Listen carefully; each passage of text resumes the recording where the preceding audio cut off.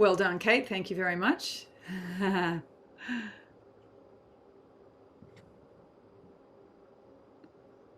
Good. So, well-being in hard times. Kate, give me a heads up if we're really struggling on that front, but otherwise we'll get going. Voices of Bradfield in Conversation presents Wellbeing in Hard Times, optimizing health, humor, and hope. And so it's my great privilege to welcome you all. I'm Dr. Samantha Graham, President of Voices of Bradfield.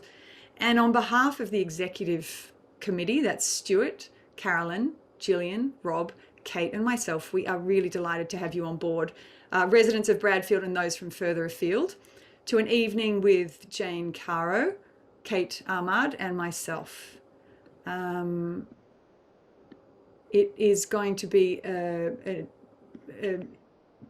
a fun-filled evening, and we also know that there's a serious side to this. So right up front, I would just like to say that Lifeline is a very important service that we have here in Australia, and the phone number is 13 11 14. Should any of this be distressing, or should you actually need help in a very difficult time. And the lens that we're bringing to it this evening is obviously humor and upliftment and how can we sustain ourselves.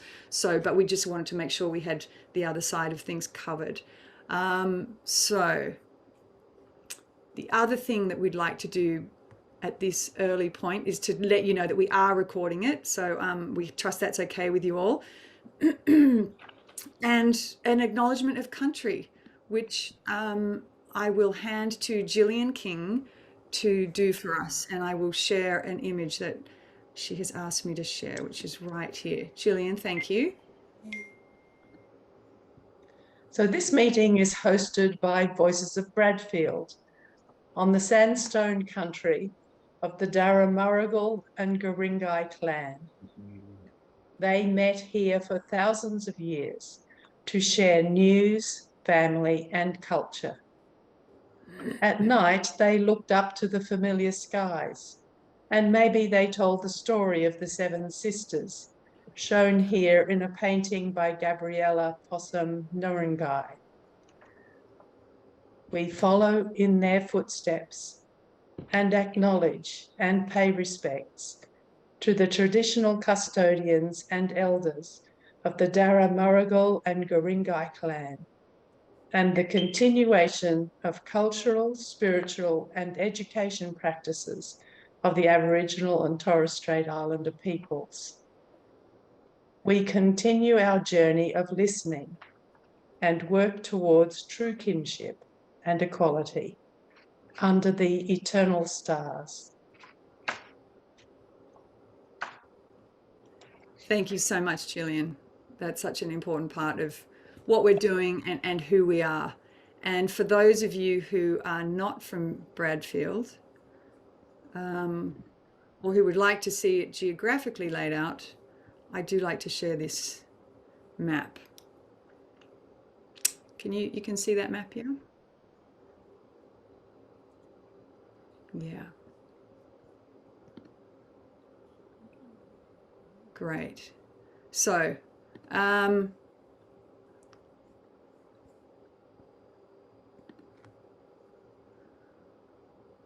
we are basically living in unprecedented times.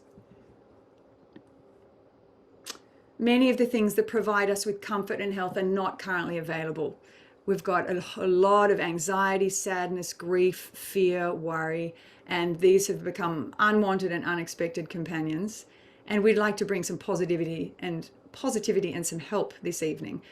So Wellbeing in Hard Times is designed to provide tips on how we can optimize health, humor, and hope. And we've got 3 speakers tonight. So let me introduce first, let's see, Kate, is Jane there? Yes, she is. Good. Yeah. Hi, Jane. Jane Caro AM is a Walkley award-winning Australian columnist, author, novelist, broadcaster, documentary maker, feminist, and social commentator. She spent 35 years as an award-winning copywriter and 7 years teaching advertising creative in the School of Communication Arts at Western Sydney University. And these days she's a full-time writer, social commentator, speaker and broadcaster. So I'm going to point out the clapping buttons if you don't know where they are yet. If you go to the bottom of all the faces, you've got reactions. There's Jane. Hi, Jane. I can see you now amongst the many faces. Hello. And you can do the heart. You can see on my screen. You can do the clapping, etc. Are you all familiar with that? You must be so familiar with that. Anyway, I invite you to use those. No, some of you are shaking your head. Can you see where it works? Right down the bottom, next to breakout room. Oh, you might not have breakout rooms. It says reactions. And if you click on reactions, you can do all sorts of things. The joy is quite a fun one. Crying with laughter. We'd like to do more of that. So that's Jane to start with. I'm just going to introduce the three of us and then we're going to cycle back. So Dr. Kate Ahmad is a neurologist, part of the executive team of Voices of Bradfield, a neurologist holding a staff specialist appointment at Royal North Shore Hospital and consulting at North Shore Private. She's a Bradfield local, a climate and environmental advocate, writer, educator, and a mother of four. She uses science to enhance health and bring perspective, and she was also responsible for getting over 100,000 signatures on a petition in the name of Doctors Against Violence Towards Women that was presented in Canberra at the March 15 March for Justice. So, Kate, wonderful to have you here with your expert hat on. Thank you. And then myself, I run a business consultancy. I have done so for 18 years, first in corporate sustainability consulting, so energy, water, waste, carbon reduction, and then more recently in executive leadership development to build greater resilience, emotional intelligence, and peace of mind amongst leadership teams. My PhD explored the mindsets that leaders require to think outside the square when dealing with unprecedented times. And I have to say, my recent political work has been fueled by a quiet outrage at the ineptitude of the country's current leadership and its willful dismantling of democratic processes. So that's the three of us this evening. So first, just to give you the structure, first we're going to hear from Kate, and then myself, and then Jane from approximately 15 minutes each. And then we'll move into question time. So please put any questions you might have in the chat, and the team will choose those to answer if they haven't already been answered by the end. Now, are you all familiar with the chat? I pointed out the reactions, but you've got the chat button at the bottom. I'll just open mine up and say hello to everybody. And that can get quite busy. You may or may not want to engage with the chat bar, but Gillian, Stuart, Carolyn, and the other folks from the Voices of Bradfield team will be looking there to pick up your questions. So yeah, there we go. We're off and running with the chat bar. Good. All right, so let me hand over now to Dr. Kate Ahmad. Great, I'm just going to share my screen.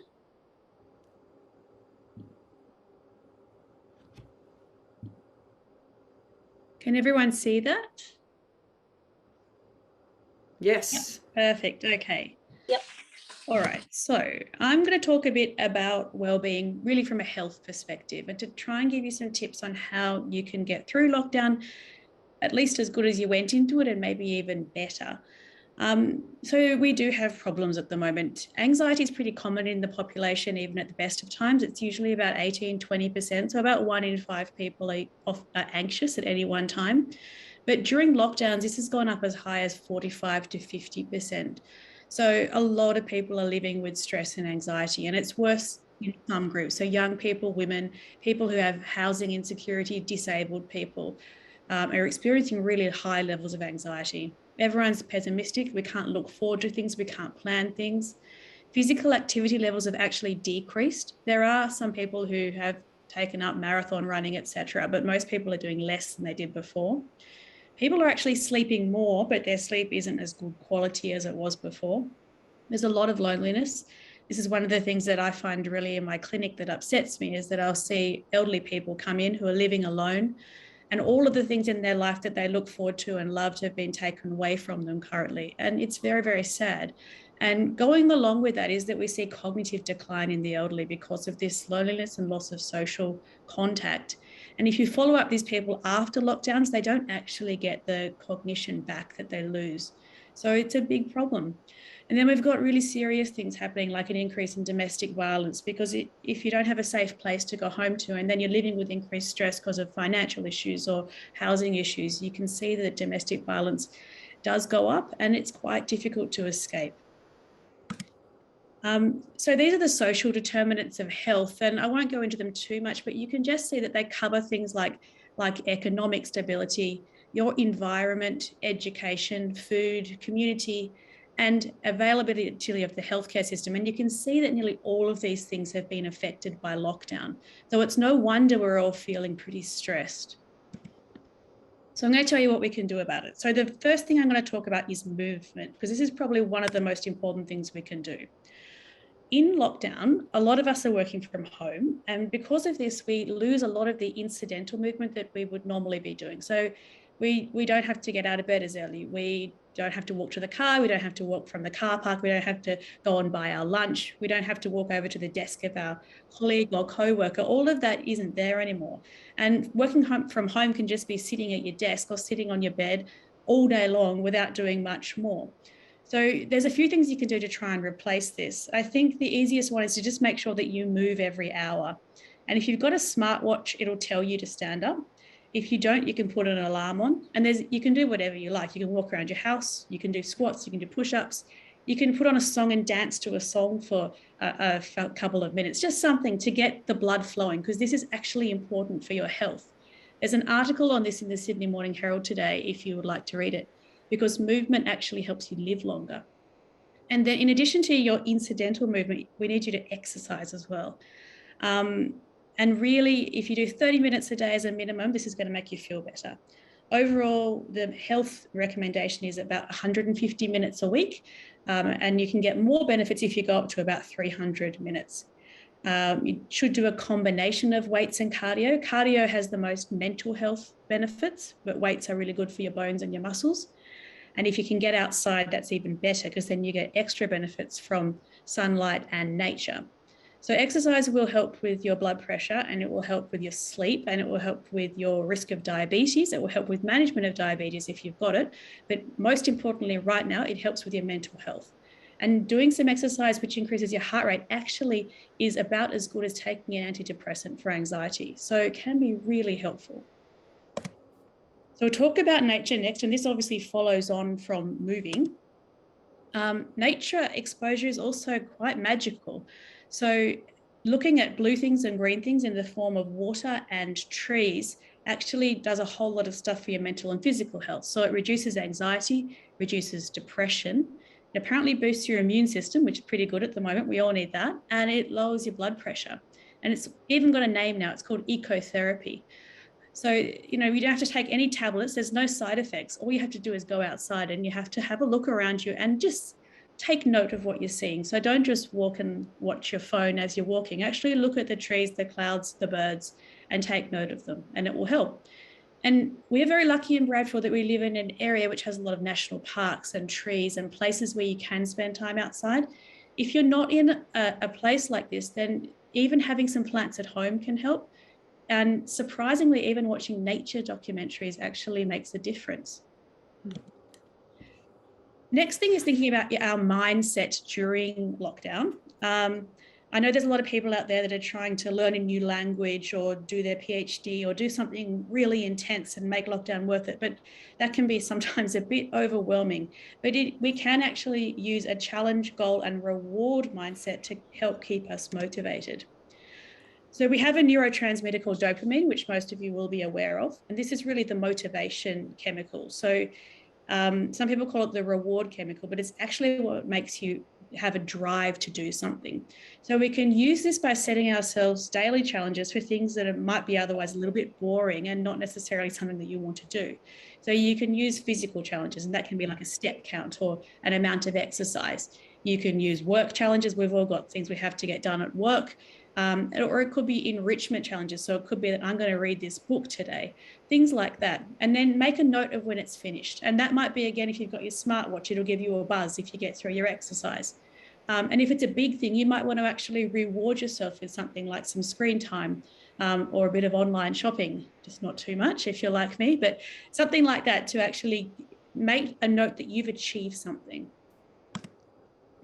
Purpose also fits with this. So there are some people doing amazing things during this pandemic. And I think most of you will be aware of the Sikh volunteers throughout Australia who seem to come to help whenever there's a crisis. So they're there for the bushfires, and they've been there for people who have been locked down and people who are in difficult circumstances through the pandemic. And this has been amazingly helpful for the community. But this kind of altruism is also very helpful for the individual because it improves your personal mental health as well as it helps the people that you're doing it for. So finding your purpose during lockdown is important, and we all have a purpose. We might not know what it is, but we do all have one. For a lot of us at the moment, it's family. It's helping our kids get their schoolwork done. It's cooking a nice loaf of sourdough so people have something yummy for lunch. Little things like that that add up to something really important. But you might also like enjoying writing. Some people are keeping lockdown diaries so that they can actually show people in the future what it was like for us in 2020 and 2021, living through this rather strange lockdown. But the most important thing here is do things that you enjoy. Like, I hate baking. Some people are putting all of their banana breads and, like Jane, I think, and cakes and sourdoughs on the internet, and that just, oh, I wouldn't get out of bed for that. So make sure you're doing things that you actually enjoy. Now, this is the hard one, socialization, and this is what's really been taken away from all of us. So socialization is very important, obviously, again, for mental health in particular, and it's particularly important if you're elderly because it's important for actually maintaining your cognitive function. So keeping your memory up, keeping your skills up socially. So if you can, you have to try to resist the hermit life, even though I know it's very difficult at the moment. Some of us get to go out to work, so that's often enough socialization. But if you're working from home, you might have to make a bit of an active effort. The most important thing you can do is get vaccinated, because once you're vaccinated, you are very, very well protected against severe COVID or death from COVID. So it can give you, I guess, something to look forward to in the near future where you may be able to actually meet up with people. And you know that your risk of passing COVID on to them, if you did have it and not know about it, is reduced by about 60% with the vaccine. Then using things like Zoom, like we're doing now, can be really fun. Some of us are on Zoom all day for work, so maybe less enjoyable. But if you choose your events well, it can be a really nice way to connect with the community. If you've got elderly people in your family who are living alone, I would actually have a think about whether or not you can move them to somewhere where they have some social contact, because these people are probably the ones suffering the most. And if you've got it in you and it's something that you'd like to do long-term, thinking about fostering and adopting an animal, because they're not going to give you coronavirus and you're not going to give it to them. So nice to have a fluffy friend around. But I've already got too many cats, and I got one in the last lockdown, so I'm trying to resist this time around. I'm going to talk about control next briefly. So with lockdown, there are some times where things can go wrong. So dopamine is a motivating chemical, but it can also be involved in addiction. So what can start off as something which is pleasurable and motivating can obviously spiral into a point where it becomes too far and it becomes damaging. And I think we are seeing increases in alcoholism in particular during the pandemic. And this is really hard because it's what the brain feels like it wants to do. And then you get into a pattern of addiction, which is mediated by the brain chemicals, which can be difficult to get out of. So things that can be useful are limiting things that you see as a reward. So if you're someone who likes to watch a whole season of Netflix all at once and you're neglecting your work, for example, you might just think about limiting your Netflix consumption to 1 or 2 episodes a day and putting it maybe towards the end of the day once you've done what you need to do. So you use a routine to actually ground yourself. Another thing that's been a problem during the pandemic and can increase anxiety is doom scrolling, especially the news sites that have the rolling feeds of coronavirus updates, which are nearly always bad news. They can be sometimes difficult. So it's probably a good idea to have a couple of times a day when you check the news. You might want to check it at 11 when Gladys tells us what the terrible numbers are today. Then maybe you want to check it in the evening. But I think looking at it all day long can make some people anxious. And there is help out there if you need it. So usually I think the best port of call is your GP. if you're struggling, if you're feeling like you don't want to get out of bed in the morning, if you're feeling anxious all the time, you're not looking forward to things, then it's probably time to see your doctor. Your GP can help you with some basic things, can make sure there's nothing medical going on, and can also refer you on to psychologists if that's what is going to be helpful for you. Another big cause of anxiety in coronavirus times is the pseudoscience that abounds. And this drives me insane. There's no conspiracy. So there's like millions of doctors and nurses and healthcare workers in the world, and there is no way that they would all agree to have a conspiracy to pretend there's a pandemic and to vaccinate everyone with something damaging. We don't even agree within the same department, let alone the whole world. So there's no conspiracy. But what I would say is avoid the anti-vaxxers, because they can be really, really draining. I do get caught up into conversations online trying to convince people, but the evidence says that you are not going to convince them. They can make you feel angry and they can make you feel a bit desperate. So sometimes it's best just to walk away. Make sure you get your information from good sources. If the only place you can find the bit of information you're seeing is on YouTube, then you can probably be sure that it's not good scientific material. So good news sites tend to be okay. So places like ABC, BBC, even Sydney Morning Herald usually are fairly reputable. And if you want to, you can get into the medical journals, and they can be quite good too. And often if you just read the abstracts, you can get an idea of where the medical research side of things is going. The other important thing is just to make sure you continue your usual medical care, because if you wait until the pandemic's finished, we're going to see late presentations of things that could have been treated better if they were caught earlier.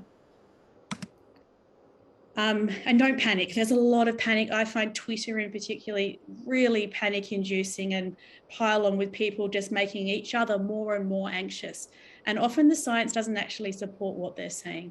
So there's a lot of anxiety about the vaccine and about the vaccine wearing off and about how that it doesn't actually do that much. But vaccines work very well. We're all going to need a booster at some point, but that will come with time. So at the moment, we don't need to think too much about vaccine once we've got our 2 doses. Then the next big issue is children, and people are very scared about sending their kids back to school. I think it's important here to say that COVID is a mild illness in children in the vast, vast majority of cases. Out of all of the coronavirus in the UK that they've been through in the last year, 25 children have tragically died. 15 of them were very high needs children with severe neurological abnormalities. So these kids obviously are vulnerable and need to be protected. But your child with either no medical problems or fairly common medical problems like things like diabetes and asthma, the risk of them dying is absolutely minuscule. So most of the time they're going to get a cold, or you're not even going to know they've got COVID. So I think going back to the science when people are getting really, really upset about things sometimes helps ground you and realize that, yes, we can get through this, and that people are working on all aspects of it at all times. So this is my general recommendation: is get out of bed at a certain time each day. So try not to sleep in beyond noon, for example. But in some cases, it might even be good to get up before about 9 or 10 o'clock. Then do your exercise as early as you can, work dependent, and go outside. And you can go outside multiple times during the day if possible. I like to take some photos when I'm outside, because I think it's actually really fun to share the local bushwalks, swims, cycles, and then you get a bit of social interaction because people comment and they talk about them, and then sometimes they get ideas of things to do too. So that's a bit of a dopamine boost as well. Then, as I said before, I think with TV and internet, just put a little bit of limits on it. Just make sure you're not doing it all day long, and just have your set times for checking the news. So Gladys o'clock, and then maybe in the evening. Celebrate everything that you achieve in lockdown, because it's a really strange time, and we're not aiming to win the Nobel Prize during lockdown. We're just aiming to survive at the moment. And if you're having a bad day, it's absolutely fine to eat a box of donuts and sit on the couch and watch Netflix. That's normal and human and fine. And what I always come back to if I'm feeling bad is that I like cats and books, and they're always going to be there for me. And I think we all have our own little pet things that we enjoy and that make us feel happy. And we should go back to those things when we're not feeling ourselves. And that's me. So thank you. Fantastic. Thank you, Kate. I was taking great comfort from all of the medical side of things, going, yes, voice of reason, sensible, eminently trained doctor. It was the donut advice where I sort of fell over. I was like, no, I did not want to hear I could eat a box of donuts. Thank you for all of it. Look, is there anybody got one quick question they want to throw in the chat? Because we're in good time. We always plan and then go faster than we plan for, which is great. If anybody has a quick question for Kate, we'll be coming back to a lot of questions at the end. I really appreciate the clarification on children. Yes, indeed. Thanks, Rupert. And a number of people saying thank you to you. If you have a question, start typing. Otherwise, I will begin to share my screen.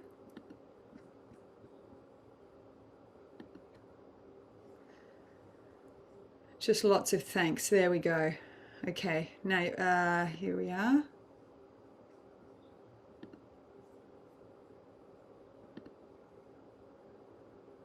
All right. You can see my PowerPoint there, can you? Thumbs up. Yes, Good. yes, very clear. Thank you very much.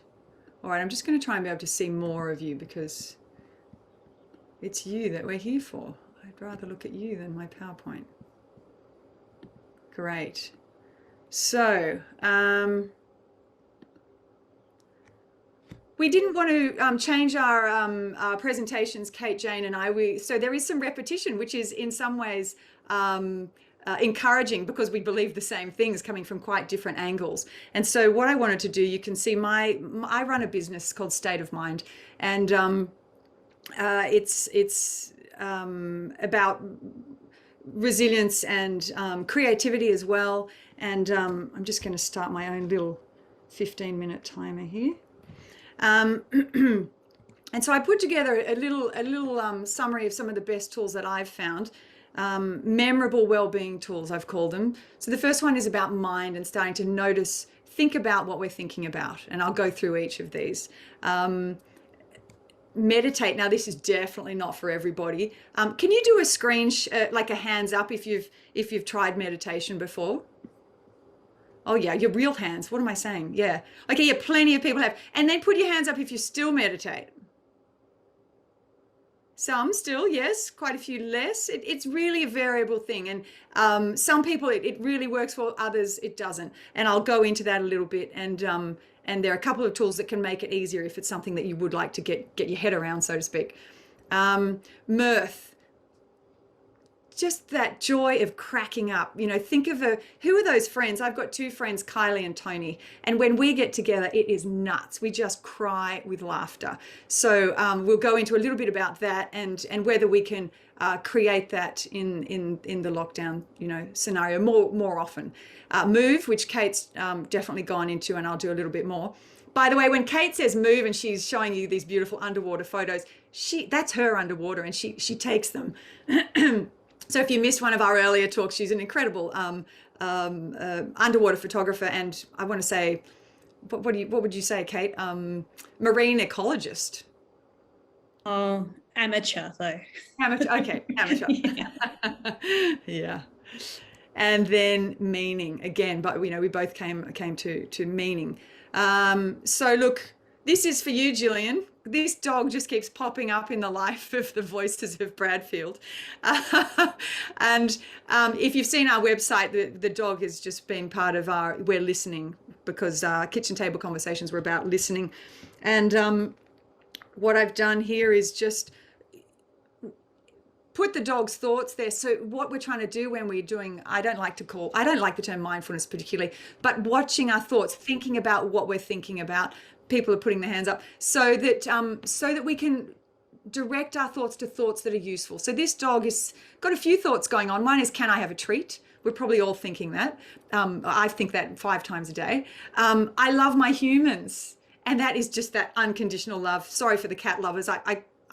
I won't try to speak for cats. I don't know them as well. And then, did a cat move in next door? So that's the sort of source of irritation, that our neighbors might be playing music too loud, or there's something going on that's just starting to... And then, oh, I love my humans. That's there again because of that. That's just how dogs are. And if we can tap into that I love my human sentiment and notice those thoughts which are leaning in that direction and travel that way, that's really helpful. And where's my bone? Where's my comfort? So what I've done is I have an online resilience program. I actually put it online 2.5 years before COVID. Which was quite, I don't know why I did it. Some clients asked for it and I made it. And so it's sitting there and I'd like to give it to the people who are on this call tonight. There are 22 tools and that watching our thoughts is one of them. So we'll send you the link later to get onto that for free. Obviously a donation to Voices of Bradfield is a wonderful thing. But really the tools are very effective. You could take your whole family through them. Kids love them. I'll give you one example. This idea that our thoughts are like a tennis ball machine. Do you remember those old-fashioned tennis ball machines?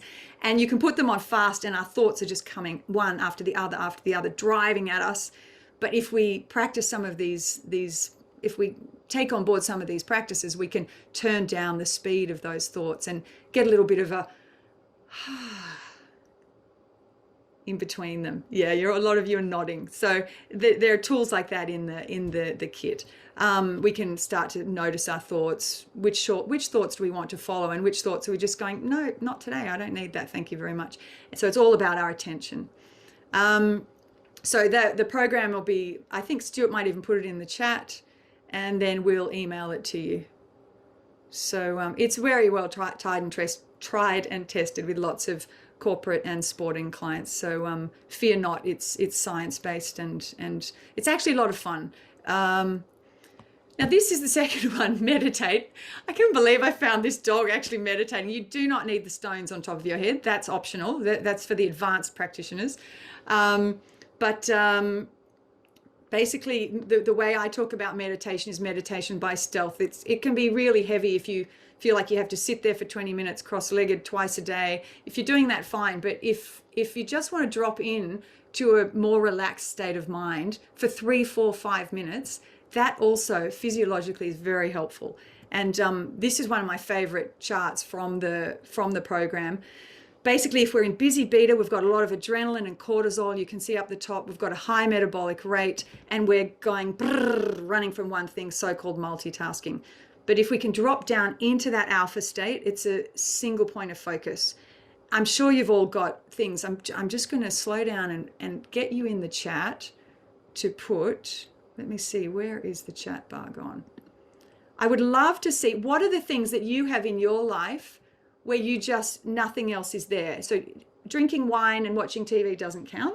Can you put in the chat anything where you just drop into a single point of focus and everything else drops away? Go for it.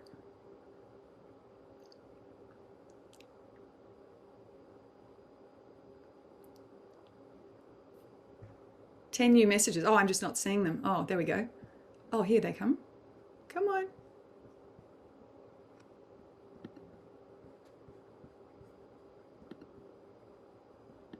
Okay, let me just grab them.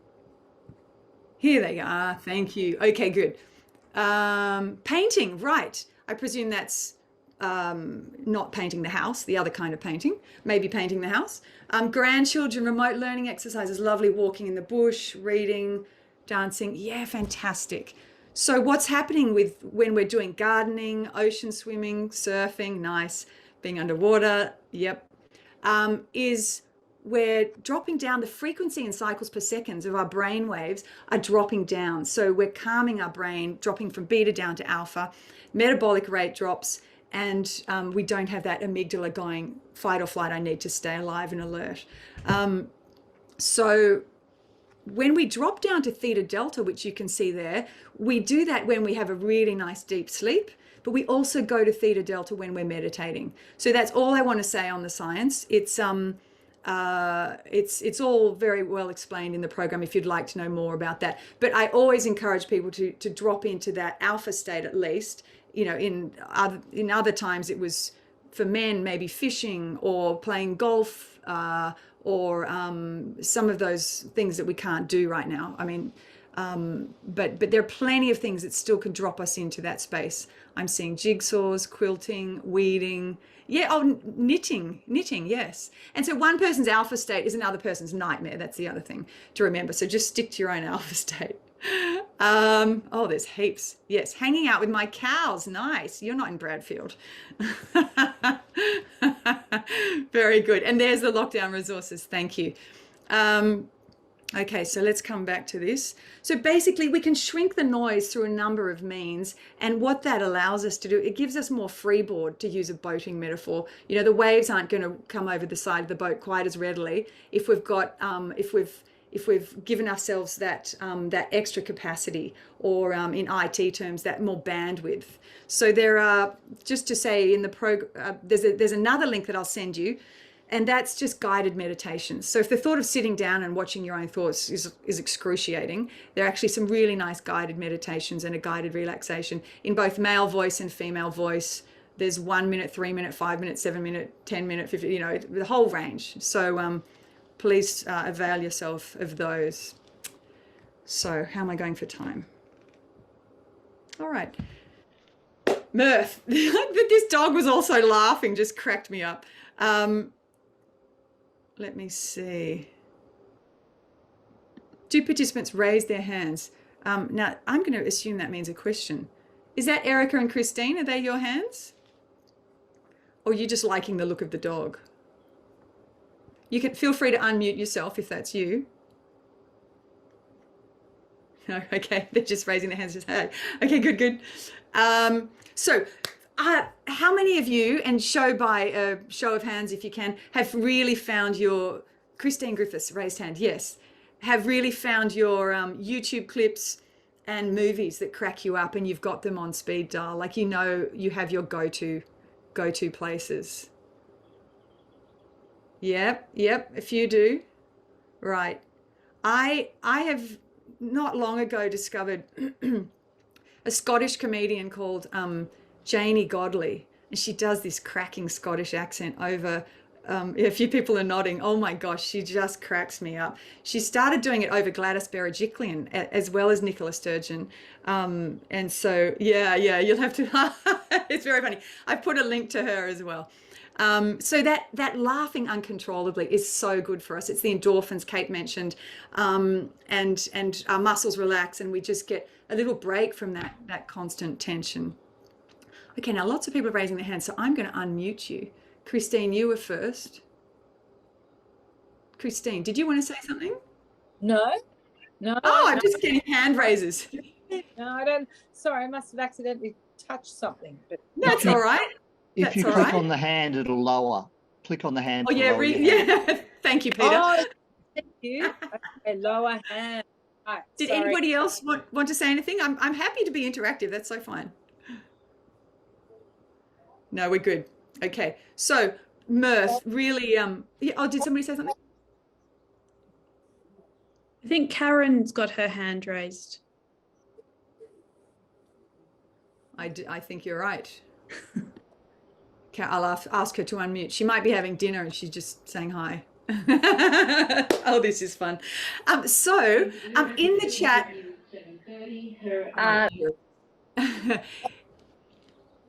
Oh, I assume that was her TV coming on rather than Karen. So in the chat, can you put for me, what are your favorite crack me up films or YouTubers? This is community sharing their best resources.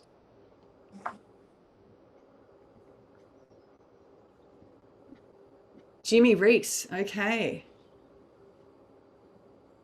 Rosie is my relative. So that's okay, cool. The Castle, oh yeah. YouTube Marsh family scenes, okay. Oh yeah, Mrs. Doubtfire. Stuart, are you able to screenshot these? Like, can we give these to people afterwards? They go so fast. Oh, there's the Durrells again. Graham Norton, Sarah Millican, Tom Cardy. Okay, I'll figure out. You think we can, Stuart? Not sure if I can from here. No, we'll figure it out. I'm sure there's some way. What we did on our holiday. Oh, Ted Lasso. Ted Lasso is my favorite at the moment. He's so sweet, isn't he? Taskmaster Michael McIntyre. Okay, cool. So you get the idea. You've all got your faves and it's nice to share them. Michael Spice to the room next door. Oh, I've just learned so much. Oh, the IT crowd. I haven't watched that for a while. That's great.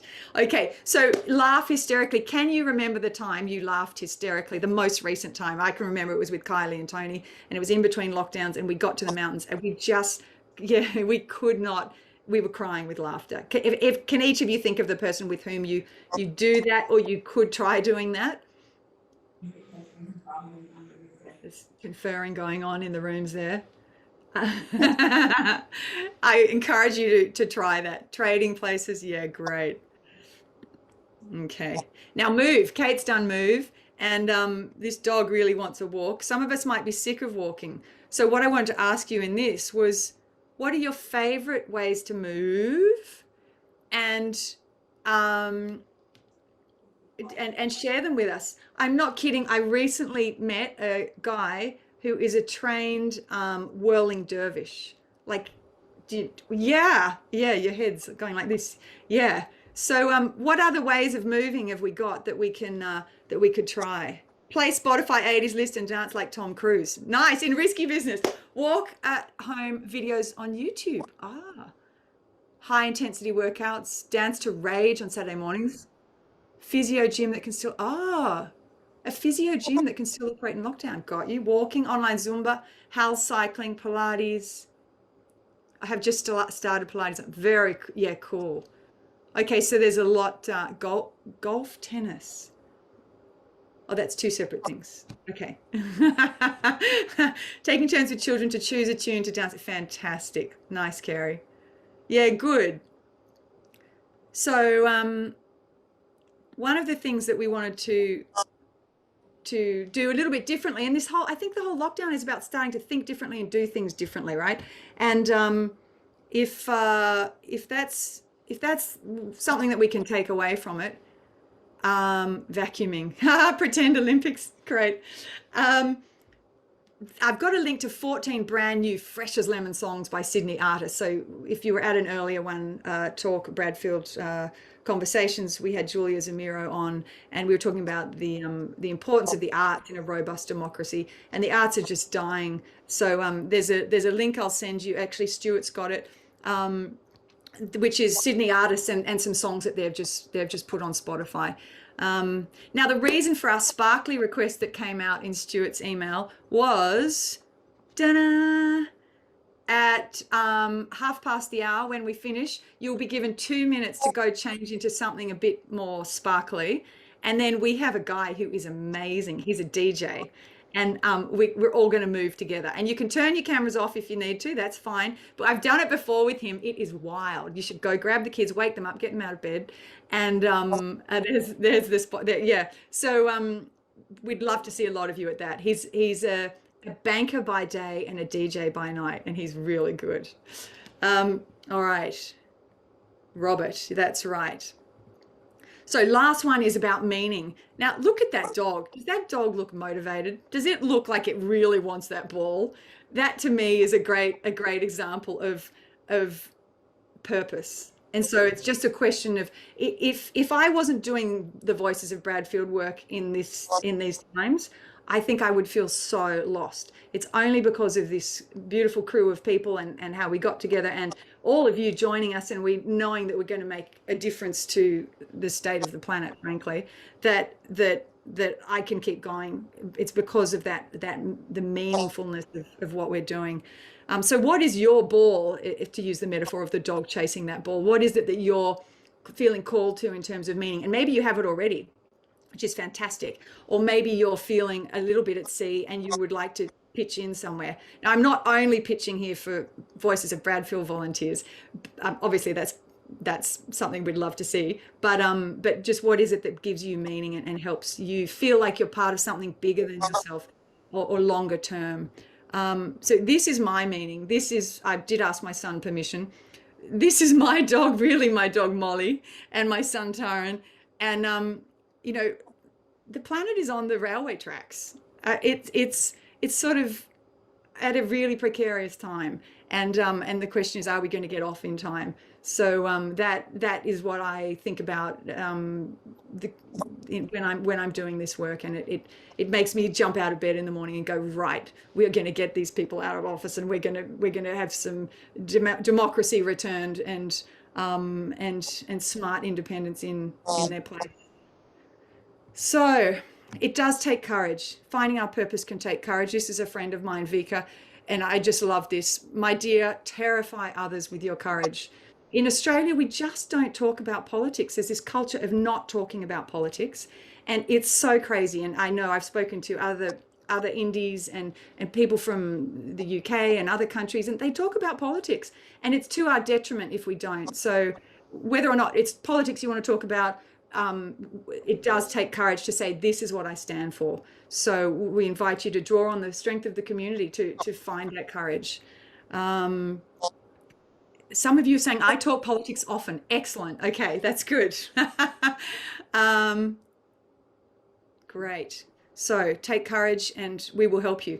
This is us at Voices of Bradfield. We're quite busy.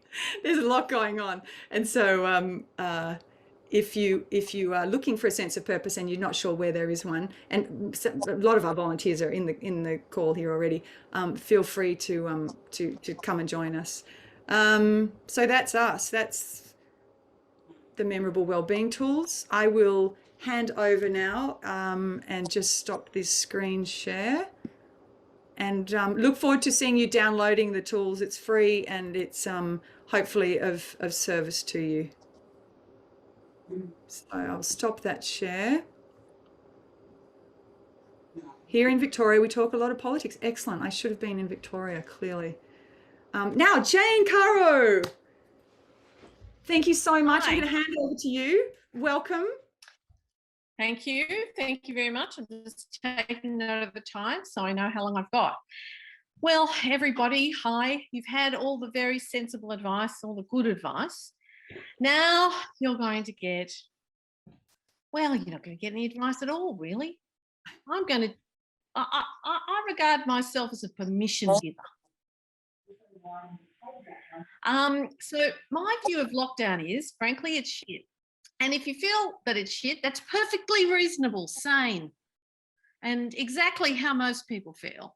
It is really awful to be separated from our friends and our family. It is tedious to be shut in the same place, and to even, the walk is the highlight of most people's day. It's certainly the highlight of mine, but, there's only so many walks, and we've all done them a zillion times. So it is perfectly reasonable to be a bit over all of that as well. When Samantha said that, you've got to find the thing that makes you relax and drop into, I think it was the alpha state, or I got lost, beta, alpha, theta, anyway, Yep, alpha. One of those. Everybody was putting down really wonderful things like knitting and quilting, and I'm the one who said drinking wine and watching TV, because that is my reward for putting up with all of this stuff. And I suppose my major advice about how to survive it is to be kind to yourself and to let yourself off the hook. Because I think we live in a society, whether we're in lockdown or not in lockdown, where we're always striving. We're so achievement oriented. In a way, I worry about us trying to turn our time in lockdown into some sort of achievement, like we get a PhD at the end of it. I mean, my father is almost 90, and for some unknown reason, he has decided to read the Decameron in lockdown. He's completely insane. Why would you do that? But he feels the desperate need to be achieving something. Now, fortunately, I'm his daughter, so obviously I completely rebelled against that, and I'm a bit allergic to it. I sort of feel like if I want to feel what I want to feel, then I should feel it. So if I have a day, and I've had many a day during lockdown, where I just feel blah, I feel dreary, even to the point of being a bit depressed. And I used to struggle a lot with anxiety and depression when I was younger. I have so overcome it that some people may think I've overcorrected to some extent. I don't suffer from anxiety at all anymore. But when I've had those days where I felt really, I'd call it grey, you know, it's that flat grey feeling. I don't fight it. I just decide, okay, today I need to feel like that. Today I'm allowed to just loll about and feel sorry for myself. And the funny thing is, and this was one of the ways that I did overcome the anxiety neurosis that I struggled with for 15 years, was I stopped trying to fight anxiety. I stopped trying to improve myself or to turn myself into somebody else. And I just decided that if I needed to worry, I'd worry. And if I needed to feel sad, I'd feel sad. And if I needed to feel happy, if somebody came along and I felt happy, then that was okay too. Though the thing I noticed about happiness, it's a really ephemeral thing. I always remember what John Lennon said about it, you know, that happiness is what happens to you while you're busy making other plans. I sometimes think that happiness is something we look back on. I remember that I felt happy, but at the time I was so caught up with whatever it was doing, I didn't stop and think, oh, I feel happy now. I didn't do that. I looked at it later and thought, oh, that was a really happy day or a happy moment or, you know, something like that. Or I was really happy at that period of my life.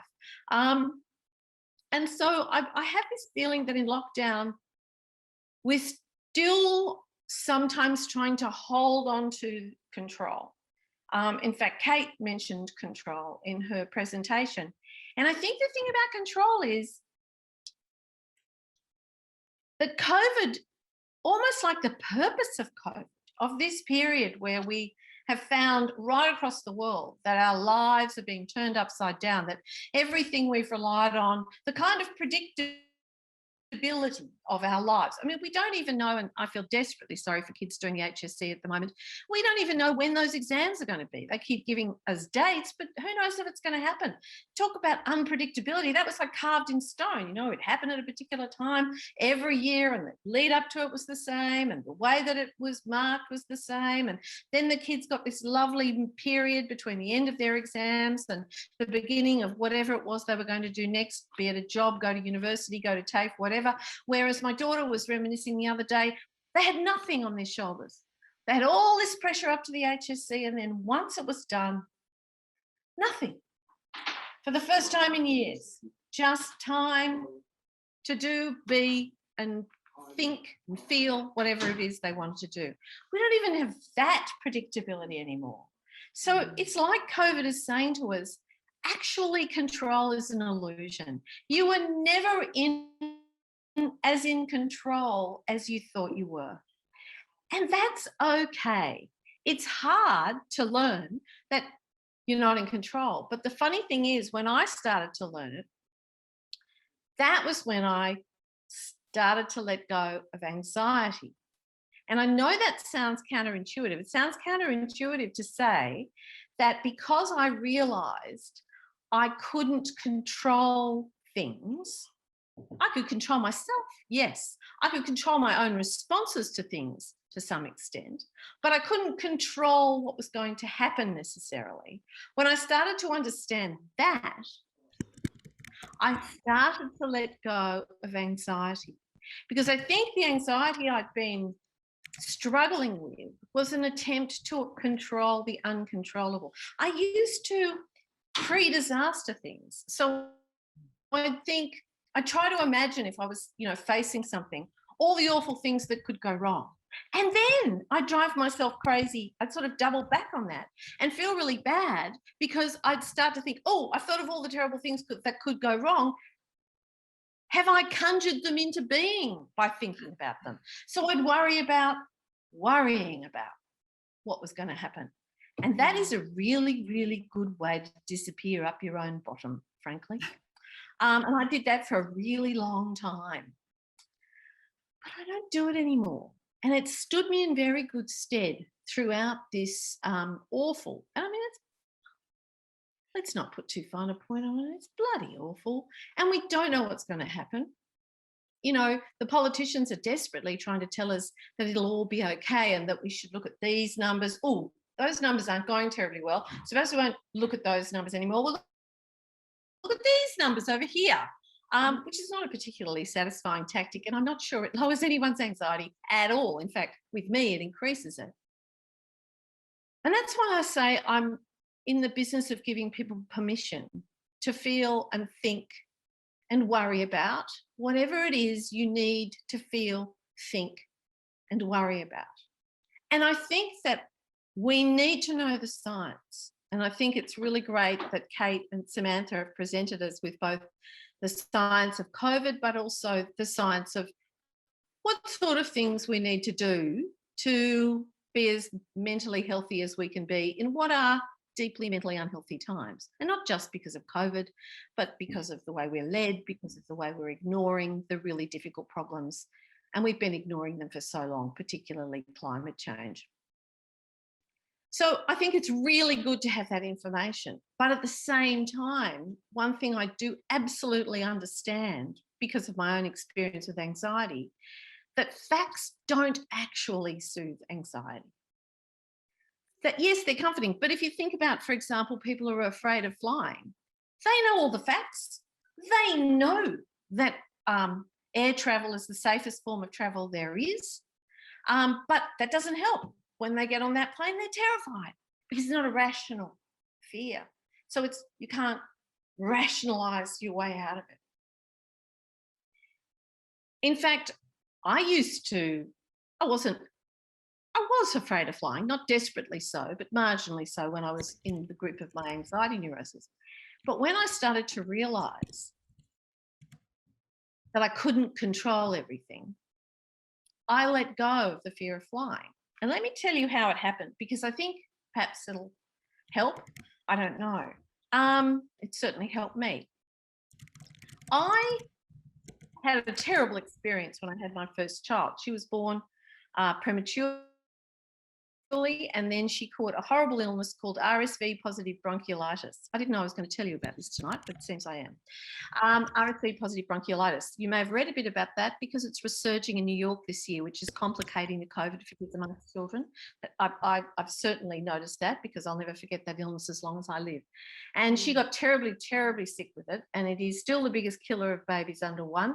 And because she was a premature baby, she was particularly at risk. And indeed, the worst thing happened. She stopped breathing 3 times. She had to be resuscitated and she had to be intubated and put into intensive care. So I've actually sat by a child for days on end. We were in intensive care for 8 days and, watched them struggle for breath. So let me tell you, I never ever want to see a child go through that again as long as I live. But that's not the reason I tell you the story. The day after she'd stopped breathing and had to be resuscitated, because of my anxiety neurosis, and I really liked it when Kate said, ask for help if you're feeling bad because help is always available. That was one thing I had learnt through my anxiety, that there are always people who can help you. And I'd learnt that, so I reached out for help. And through a friend, I got put onto a neonatologist and intensivist in Camperdown Children's Hospital, which is where we were at the time. And he was a grief counsellor as well because he'd actually lost a child of his own. And he came straight to the coffee shop in Camperdown to have coffee with me that morning after my baby had nearly died. And was currently, I've been told she can't die now because we're doing the breathing for her. And he walked up to me and he didn't even introduce himself or go through any courtesies or niceties or anything like that. He said 3 sentences to me that I've never ever forgotten as long as I live. The first one was, there's nothing special about you and there's nothing special about Polly. It's my daughter. Terrible things can happen and they can happen to anyone. And I think the rich and wealthy West is learning the reality of that right now. And the third one was, safety is an illusion, danger is reality. Now, this sounds brutal, doesn't it? Imagine saying that to a new mother. I was 30, I wasn't even 31, with her first baby who's gone through this terrible experience. Imagine saying such a brutal thing to her. But it was fantastic because it was like rocks fell off my shoulders, because I've been doing all this magic thinking. What had I done wrong? Some of it was superstition. I was in room 13. Was it that glass of wine I had before I knew I was pregnant? How had I caused this to happen? And what he basically said to me is, you didn't cause this to happen. This is what life is like. Sometimes bad things happen. That's just the way life is. And there's nothing special about you. So sometimes they might happen to you. And what that gave me was this feeling that you do the very best you can with the circumstances that you find yourself in. And obviously, you minimize danger if you can. But as a parent, I remember, if my daughter, who'd nearly died, fortunately, she recovered. She's now a mother of her own, thank goodness, children of her own, healthy and hale and hearty, and thank goodness for that.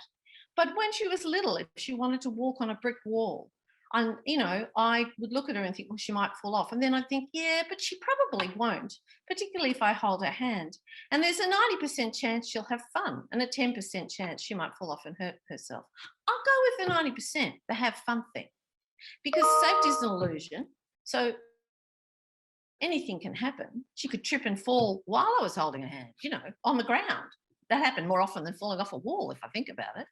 And go with the fun, go with the possibility of joy and delight, which often carries with it the risk, an element of risk. And maybe one of the things that we are finding so difficult in lockdown is we're staying in to minimise the risk, which I think is entirely wise and sensible. I'm certainly doing it. But we're also taking risk out of our lives by being stuck inside. And that is part of why we feel so bored and so dreary and so flat, because we need a little bit of risk. We need a little bit of danger. Somebody once said to me that happiness, and this was the wisest thing anyone ever said to me, happiness is somewhere on the continuum between boredom and fear. And what they meant by that was, and everyone has a different spot on that continuum as to where they sit, where they're more comfortable. And I have two continuums. One of them is in my personal life and one of them is in my work life. And obviously, if any of you have watched me in my work life, you know that in my work life, I like a lot of fear and I really don't like a lot of boredom. I like to put myself out there and try new things and be a bit bold when it comes to my work life.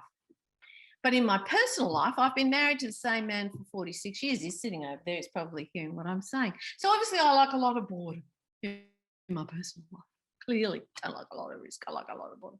Sorry, Ralph, you're not remotely boring, but 46 years with the same guy. Come on. But what it taught me was that if I'm feeling dreary and blah and grey, maybe because of lockdown, maybe who knows what reason, what I need is to dial up a bit of fear. I need to put a little bit more risk into my life. I need more excitement. I'm feeling lethargic and dull, and I've got too much safety, not enough risk. If, however, I'm feeling overwhelmed, rushed, a bit manic, a bit breathless, etc., I've got the opposite problem. I've got too much risk. I've got too much stimulation. I need to dial up the safety. I need to dial up the boredom. I need to do something that calms me right down. It's very much what Samantha was talking about with the getting into the different mindsets. And there are many ways to do that. I'm useless at mindfulness, couldn't meditate if my life depended on it. The first thing that happens to me is if someone says to me, is meditate, is I go, what? Was I not relaxed? I get tense and it becomes a pressure because the advice I'm giving you, of course, I said I wasn't going to give you advice, but it turns out I am. The advice I'm giving you, of course, is the advice I need to take myself. Because when someone says to me, you should do this or try mindfulness or try meditation or try going for a walk or painting pictures or knitting a scarf, whatever the hell it is, I feel it as a pressure. I feel like it's something I've got to do, I should do, I must do. And what I've learned in my life is take the pressure off. Take the pressure off. As soon as it becomes a must do, unless it's going to pay you money or it's, you're helping somebody else and it's really important for your personal life. As soon as it becomes a must do and you're pushing yourself and you don't want to do it, don't do it. You don't have to do it. And frankly, lockdown, COVID, when we're all locked in and it's bloody miserable, is not the time to try and lose weight. It's not the time to try and cut down on the glass of wine you enjoy at night.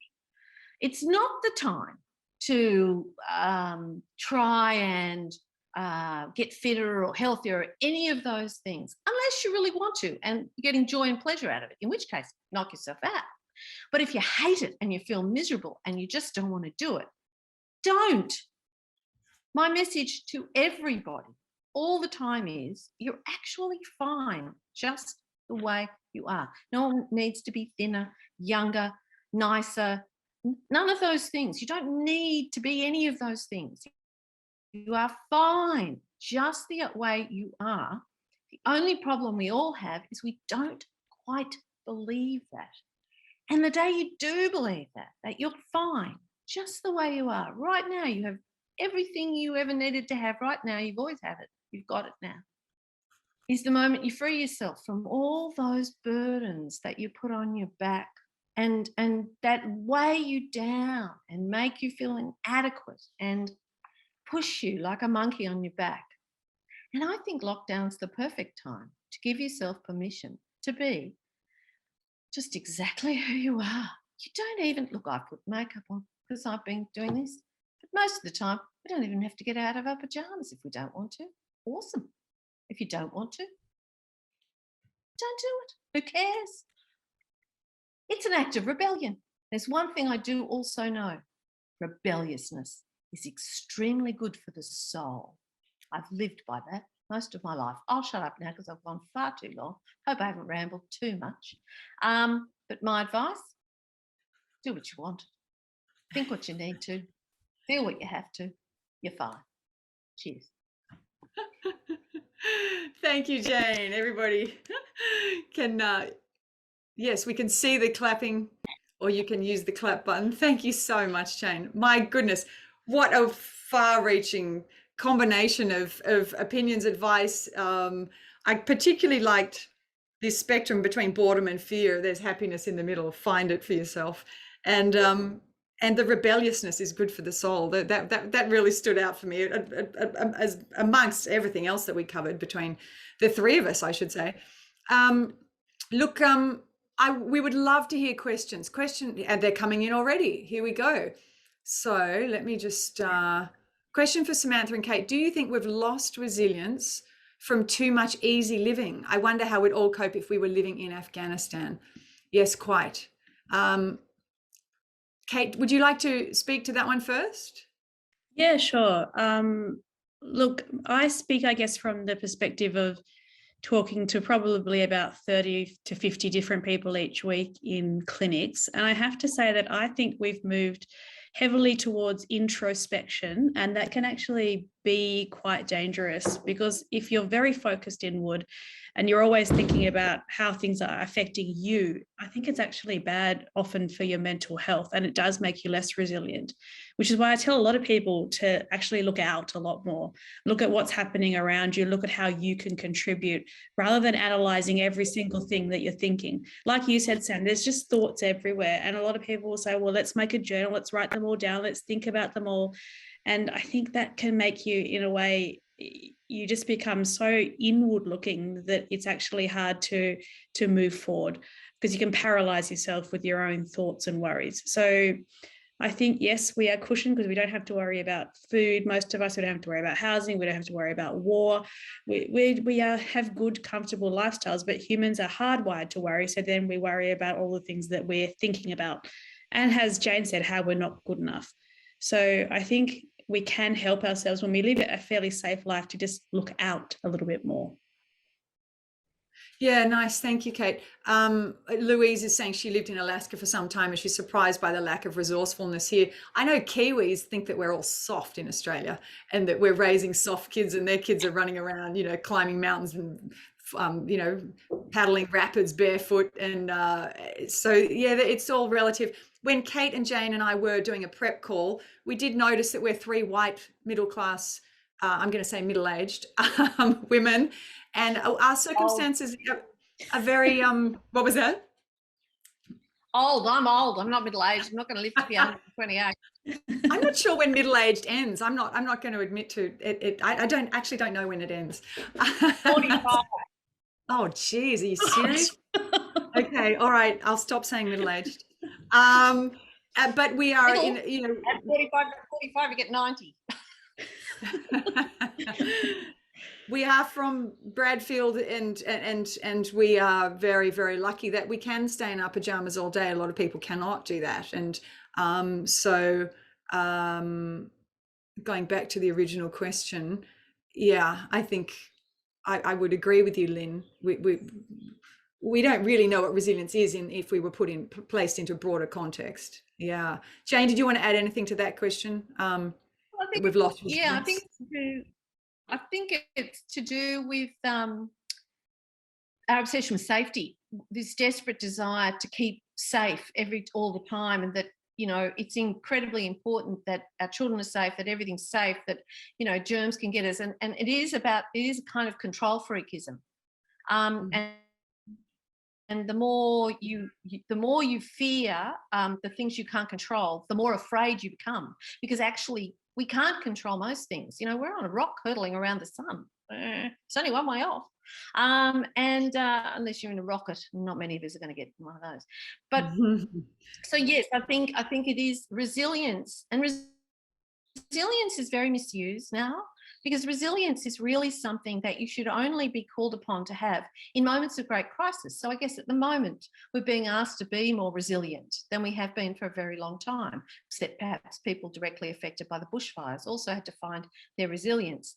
When you get a situation where people are being blamed for not being resilient enough, that's actually totally the wrong way of looking at resilience, particularly in a working situation. If resilience is required for you every day in your workplace, you're in a toxic workplace. You're in a toxic workplace, and get out. You shouldn't have to be resilient except when there's a crisis. And then when the crisis passes, resilience should be able to go away again and regroup itself. Resilience is a response to a peak situation, yet we've come to rely on it and to blame ourselves if we're not constantly resilient. That's not realistic. No one's constantly resilient. It's not possible. It's not human. Let yourself off the hook about that. Interesting. Thanks, Jane. I'm just looking at some of the comments. I think many older people, thanks, Gillian, have great resilience because we remember hard times. You know, not all of us live in Bradfield or grew up in Bradfield, but some of us have landed up there. Resilience is adaptability. Interesting comment. Somebody else commented that COVID might be preparing us for climate change. It's taken COVID to make us realize we're vulnerable. And it's also taken COVID to show us how much we can achieve in such a short time if we cooperate together. Like we, as a planet, we've achieved a huge amount of things. We've created vaccines, we've helped each other, we shared resources, we've cooperated in terms of travel. Like the global effort has been extraordinary. And just imagine if we could do that for climate change now. Yeah, that's a great comment. Yeah. Yes, now there was a question about how can we rebel in lockdown. Voices of Bradfield has reawakened my inner rebel. Very energizing. Perfect. That was Rosalind, thank you. The constant media obsession with how terrible these lockdowns are for our children's health and development is very distressing for everyone. We need to model a growth mindset. Yeah. Yes. Okay. And finding external things that can unite us. We've been united in Melbourne for our disdain for Murdoch's Herald Sun and the like. Right. Okay. David Milner article. Yeah. Very good. So I guess a lot of some people hate the term resilience too. Anyway, we can interpret what it means to us. And any more questions? Who else would like to pose a question to any of us? And I may have missed one. If you put it there and I missed it in the flow, just type it again for me or say it out loud. Wasn't how can you be rebellious in lockdown a question? It was. Oh, was it a question? Yes. And sorry, Stuart answered it. But so please, you go ahead, Jane. Well, I mean, I think one of the ways you can be rebellious in lockdown is to do exactly what you want. rebellion is often about that. It's about not doing what's expected of you, not doing what other people want you to do, but do what you want to do, what you feel, what you believe, what you want to say. I mean, I think Voices of Bradfield is in and of itself rebellious, because it is fighting back against a belief that this seat and seats like North Sydney and Keller and others, Warringah, for example, are owned by a particular party, and that because you're a certain group of people from a certain class and background, you'll just vote like sheep, you know, in a particular direction every election, and they can rely on that. And you're rebelling against that. We can rebel in all sorts of ways, by the books we read and the thoughts we have, and by putting that into writing. There's social media, there's letters to the editor, there's getting out there and doing whatever it is that you feel very strongly about, and that to some extent maybe you're afraid of, that continuum of boredom and fear. If you do that thing that you've always wanted to do but been a little bit scared of, I bet you that gives you more of a sense of satisfaction if you do it. And I'm here to tell you nothing bad will occur if you do the thing you're a little bit afraid of. And that is a form of rebellion, rebelling against the little voice in your head that says, oh, don't do that. You can't do that. You're not good enough to do that, or that's too scary to do that, or other people might not agree with you if you do that. Fighting those little voices that make you smaller than you really are is a rebellion. And I think one of our members, Carolyn, has been writing on the footpath with talk. And I think that's a really cool little rebellion that you can do, because it's fun, it gets you outside, and you're sending a message about what's important to you. And you're not going to have David Elliott on your doorstep, so you know it's a legal thing to do. Or what's that you've got there? There it is. Thank you, Stuart. There's the chalk. Oh yeah. Very good. Yes, go on Talkback Radio. I know I get heart palpitations before I go on radio. It's weird. It can be a stretch for people, but yep, people are nodding. So go for it. We need more voices than ever out there. We need strong leadership. Yes, Raising your voice is a rebellion. Say that again, Jane.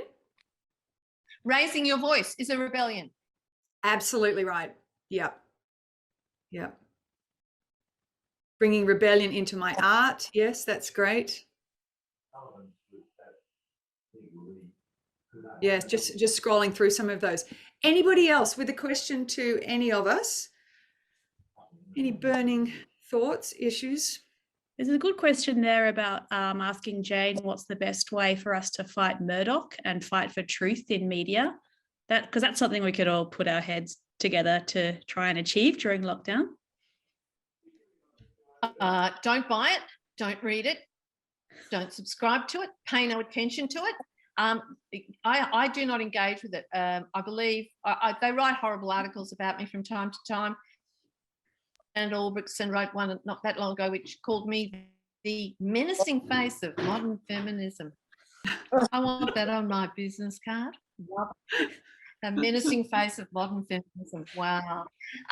What an achievement. I've lived my whole life to get that title. So my feeling is just give it the attention it deserves. None. None. Well said. Well said. Keep it up, you menace. Julie McKibben is saying to you, Jane. Reminder, Four Corners on Murdoch Part 2 is tonight, ABC 8:30. Tonight. Yep. But you'll be dancing for a little bit around that. Yes, Louise Page, The Big Deal. So this is a fantastic film. Put a hand up if any of you have heard of The Big Deal yet.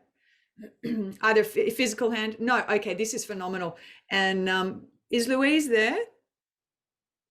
Does Louise do you want to say a couple of sentences on that movie, or I can if you don't want to? Oh, I don't mind. Whatever. Great. You've obviously got the screening as well. Go for it. Yeah, it's fabulous. I wish I had my diary next to me because I could read some things out to you. So it's going to be released fairly soon. They're scheduling it now, and obviously it's going to be a lot of online screening because of being in lockdown.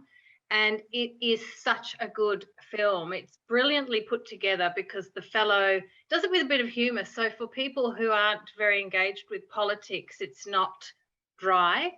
And I think that's the target, is to make sure it's getting across to people who perhaps wouldn't normally watch this sort of thing.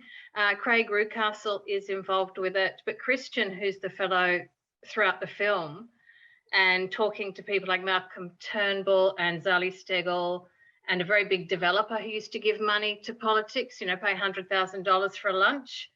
And he was very frank about what he got for that.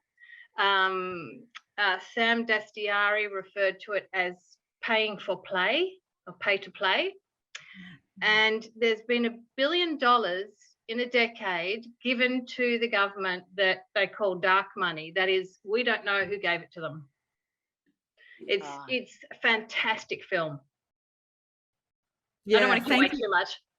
Yeah, no, fabulous, great intro, and I'm glad you brought it up. So, you're about to see some of the publicity for it. I'm sure it's about to hit the airwaves, and just to tie that to the voices of, you know, various groups that are popping up in different electorates. Somebody wrote, are you all aware? I mean, I'm assuming you're all aware of the voices of groups popping up in electorates all over Australia independently and creating community, and looking, some of them, many looking for independents to run against the incumbent. So yeah, so we've got Voices of Mornington Peninsula on, and Bennelong, Barrow is simmering. Yeah, good. All right. Anything else that I've missed in there, Kate or Jane, in terms, or Stuart, in terms of what's running past here? Oh yes, is there someone who would stand as an independent in Bradfield? Just put your hand up, we'll be in touch. We are looking for someone at the moment, so that's something that we will start talking about. But if you are interested in finding out more about what we, I guess, stand for, how we represent the community, and if you think you might like to get into politics, then please let us know. Or if you know someone that you think would be a great candidate. Absolutely, great. Well said, Kate. That's the $1 million question. Yes. Just on the quiet, there are a lot of women currently lining up to stand for the House of Reps, and also for the Senate as independents, or for minor parties. It's quite interesting how many women are getting activated, and it's an area where actually anger is being funneled into something really creative and really important and powerful. And that is the anger at the way women have been neglected and patronised and condescended to by this government in particular, and a feeling of fury about the need to make themselves heard. I think it's fantastic. I just love that, seeing women coming through in that way. So, hey, Kate, have you ever thought of standing? I think we all have to think of it. I think we've all got a responsibility to involve ourselves in politics, because it affects all of us. Yeah, well said. Yes, clapping hands. Thank you. It is an extraordinary time to be alive, particularly if we're the kind of people who want to pitch in and make change, because this is it. This is the home straight in many ways. We have to get, we need to do this, and we need to draw on all our creativity and collective skills and willpower and superpowers, and I believe we can do it. I'm just reading some of those. Carol Schwartz, Pathways to Politics. Lissa Heath runs Women for Election Australia. There are a lot of resources out there to help us mobilise, and Australian Democracy Network with Saffron. Surname escapes me right now, but yeah, so please be in touch. I'm going to show you a couple of things just to wrap this up before you go and put on something sparkly and come back. So I just want to show you the website so you're familiar with it. It's over here. So there it is. That's our lovely website. Gillian, can you tell us how many surveys we've got back? Do you, just a rough number? I think it's somewhere between 350 and 400. We are cracking on. Yeah, amazed. You know, we set out to get 100 when we started out, and we thought we'd be doing some of them face to face. We haven't been able to do any face to face. So we've Yeah. begun to dip into it a little bit, and we're just keeping on going. It's fantastic. And I need to say, Gillian has masterminded the survey. She is a data analyst extraordinaire, so she's diving in and pulling out all sorts of useful, cuts from the data and whether people are saying they used to vote Liberal, Labor, whatever it was, and what their opinions are and what's causing them most concern. So climate, COVID, and corruption are coming up quite, as the top three. But I'll just say that we actually need more responses from Liberal voters. So if you know any Liberal voters in your family or whatever, can you encourage them to fill it in? We want to know what's going on inside those heads. Well said. Thank you. Thank you so much. And so you can take our survey top right where that orange button is. There's our cute dog. The survey is about listening and hearing what people in the electorate and elsewhere. If you're not from Bradfield, that's okay. Your postcode will go in there and we can give that data to other voices or just learn about the sentiments more generally. This beautiful button down the bottom right is the donate button. A lot of you have been pushing that and donating. And Stuart, I think, has been putting the donate button in there. I just want to say we've had a huge amounts of money, but even small amounts is what I mean, like from a lot of people, just say $50. And we've managed to, Kate, do you want to speak to or maybe Stuart, just the number of flyers that we've managed to print, thanks to a couple of big donations. Are you unmuting yourself, Stuart? Do you want to say something? There he is. Yeah, thanks, Sam. Yeah, the donations. I mean, why it's important. People dropping $5, $10, $50 in there. We have now, in the last only a matter of a few weeks, covered 20,000 letterboxes across Bradfield. We're talking about this on Wednesday night, but I think the view is that we'll be ordering another 30,000. That should see a first flyer in every single letterbox in Bradfield. And the best part is we haven't put a hand in our own pockets really for a cent of that. It's all coming in little donations. So it's all being funded by people, some of which are out there doing the letterboxing as well. But a lot of people that say, look, I can't do that, or I'm not in your area, but here's $10. And every $80 we get is another 100 flyers in Paul Fletcher's backyard. And we're just loving it. We picked up 10,000 on Friday and they're gone already. Yeah. Out on the street. It's phenomenal. And Gillian and Stuart are managing the volunteer coordination, and they've got maps, and it's clockwork. It's beautiful. So I have to go. Someone has to go. Bye, Jane. Wait, we're going to thank you. We're thanking you, everybody. This is the last point where we all get to either unmute and yell our thanks to Jane or clap our hands. Yeah. And Kate, thank you also so much. And I can't believe you're not staying for the disco with your husband of 45 years, but we'll get you at the next one. I've got to watch Four Corners. Oh, we're all recording that. We're recording that. Thank you so much, Jane, and thank you, Kate. And don't go anywhere except to get your silvery stuff. And I'll see you back here in 2 minutes, everybody. The DJs. Sam, can we just mention, please, the next event? So absolutely, we have an event on the 6th of September. Thank you. Next Monday evening. It's Hearts and Mind for Climate Action, and we have Professor Leslie Hughes and Dr. Fiona Fu joining us to talk about Hearts and Minds for Climate Action, the ecological health and human health. So please join us. It'll be 7 o'clock next Monday night, and the tickets will be on Humanitics as well. And I'll put the links up here right now. Yeah, and we send you an email with all those links as well. We shall, yeah. Thank you. Okay, so stay tuned. Oh, our DJ's arrived. You see the rainbow? There he is. You can